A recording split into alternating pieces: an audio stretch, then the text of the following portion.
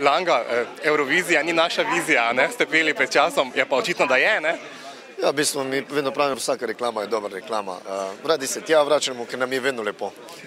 In kakšna so zdaj pričakovanja od letošnje Eme? Nič, kot sem že prej rekel, naj zmaga najboljši. Torej, že v štartu ne napovedujete hude krvi in dolgih nosov? Ne.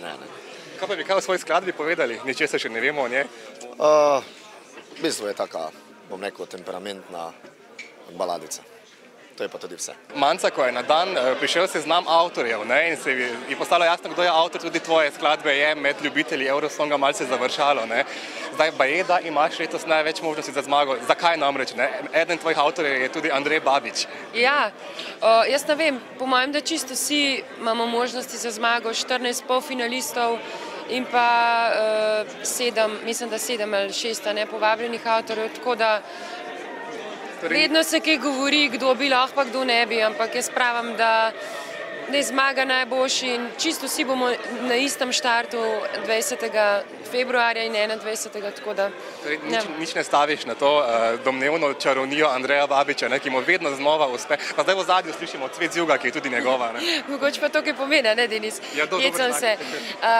Jaz absolutno verjamem v mojega avtorja, drugače z njim sploh ne bi sodelovala, ne, in Andrej je resen star prekaljen maček, z izrednim občutkom za melodijo in všeč mi je to, ker vedno naredim melodijo pač na izvajalca in to je tudi z mojo skladbo se tako zgodilo.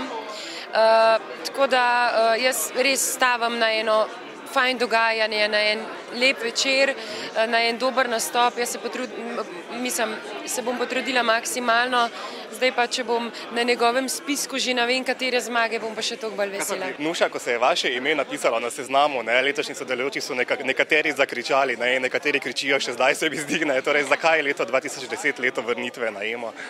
Zakaj? Ja, motiv je bil pač sodelovanje z Nejšo, Nušo, z Nejšo, ne.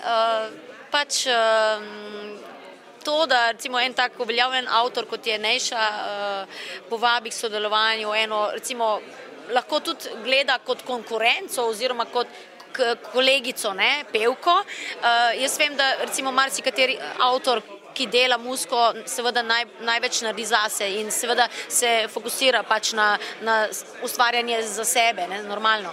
In sem vesela, no, da je Nejša, recimo, čeprav je še tako mlada in tako naprej, ne, da gleda tudi na ta način, ne, da sodeluje, da bi sodelovala tudi z drugimi izvajalci. Nejša, napisati skladbo, za katero si pravzaprav prepričan, da je hudo dobra in potem dati iz rok, najbrž ni lahko.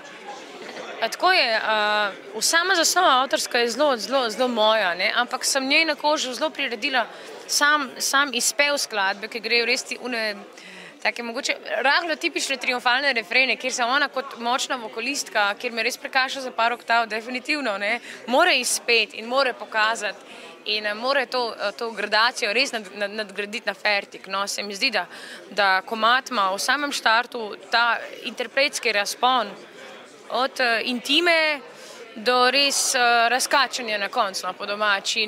In se mi zdi tak velik komad več kot primeren za tak tip festivala. Se mi zdi, da pokažeš vse to, kar zmoreš. No, in če moš to ukleščati v 3 minute, se mi zdi, da je ta pesem zelo lahko. To je malo hendikep, jaz bi si želela, da komad traja še malo dlje. Želimo si, da bi komadi trajali več kot 3 minute, ker moramo sekati zadnje refrene. Ja.